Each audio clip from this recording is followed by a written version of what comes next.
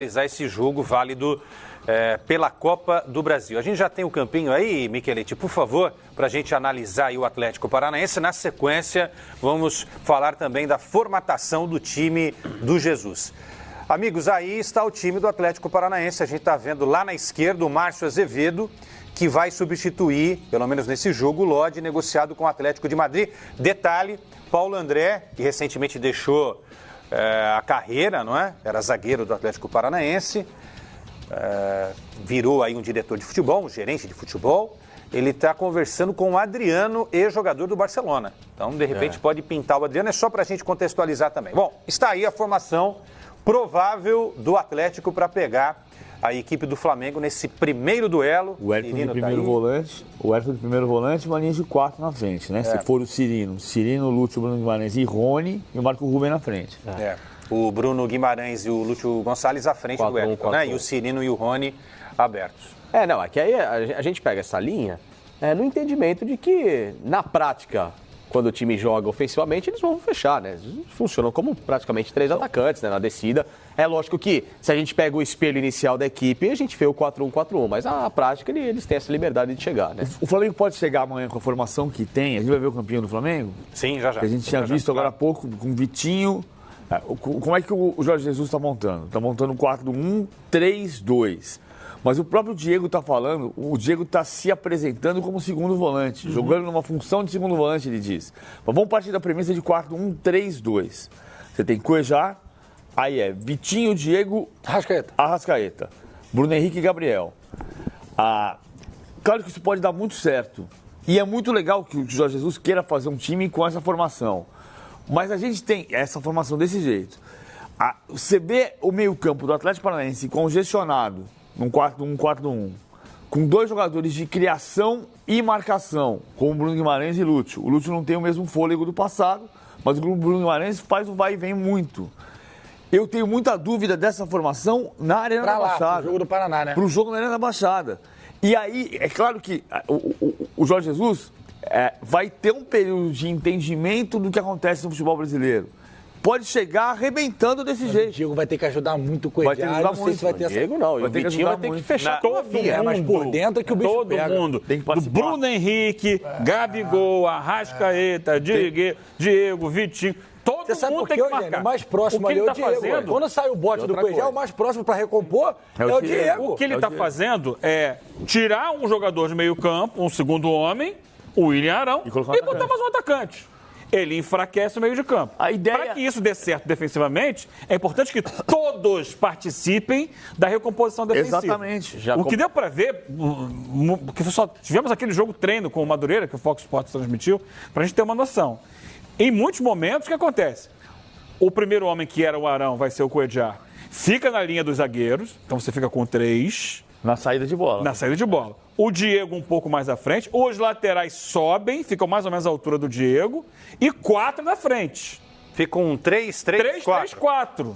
Ou um 3-3-3-1. Nos poucos momentos que recompôs, porque o Madureira quase não atacou, aí esses homens de lado voltam, né, para fazer uma linha de 4 com o Diego, né, e com o Arão. Então você tinha, no caso eram Vitinho e o Lucas Silva.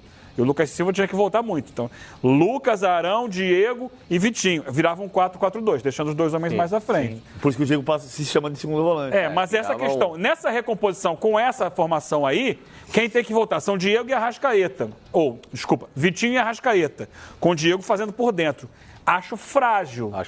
Mas, aí a aposta é na mudança da cultura diária, da intensidade dos treinos, da movimentação, da atenção a todo mundo, da marcação coletiva, que ele cobrou muito, que ele gritava muito ao longo do jogo com o Madureira, que a gente vai ver na prática o que vai acontecer na quarta-feira. Vamos só repetir o campinho do Flamengo aí? O Facincani vai analisar também. Micheletti, por favor, novamente o campinho do... É claro que quando a gente coloca essa formação aí, o time não vai ficar estático em campo, né? Os jogadores se movimentam, tal. Como a gente está explicando, na hora de atacar é de um jeito, na hora de defender é de outro, na hora de fazer a transição, enfim. O fato é o seguinte, na hora de atacar, esse é um time muito forte, muito talentoso, muito perigoso. O difícil é na hora de se defender com o Coelho, que o único cara de marcação à frente dessa linha de 4 aí é o Coelho. E o Rafinha solta. O Rafinha solta o tempo todo. Solta o tempo todo. Agora tem um detalhe aí, gente. O Everton Ribeiro está relacionado. Se está relacionado é porque tem condições. Não está nesse time. Eu não tiraria o Everton Ribeiro do time. Tá? Eu não tiraria o Everton Ribeiro do time. Para mim, desses homens de criação do time, aí eu coloco Arrascaeta, Diego e tal, o Everton Ribeiro é um cara que, na média, é um cara muito constante nesse time do Flamengo. E é um cara que ajuda na marcação também. É só um detalhezinho, está relacionado, isso não quer dizer que ele não possa entrar no segundo tempo da partida. O Flamengo na tela aí, Facincani. Primeiro porque desses caras do meio-campo, é o único que já teve uma característica defensiva e tem de origem. Lá no Corinthians, lá atrás. O Everton começou como lateral, então ele tem mais noção de marcação que Arrascaeta, que Diego, que Vitinho, que Bruno Henrique, que Gabigol, que qualquer outro jogador desse setor de meio campo. Então a vantagem que ele tem para o Flamengo jogar, né, com o Everton. Segundo, quando a gente pega esse campinho do Flamengo, e aí eu vou voltar ao Benfica do Jorge Jesus, que no papel foi o Benfica mais legal que eu vi, que era o de 2010. Que eu apanhei deles 3 vezes em 6 meses? O Di Maria, Aimar, Saviola. Exatamente. Você tinha Saviola com Oscar Cardoso à frente, com Ramires fazendo a função onde está o Vitinho, Aimar no meio campo e o Di Maria, que é um cara muito mais participativo taticamente que o Arrascaeta.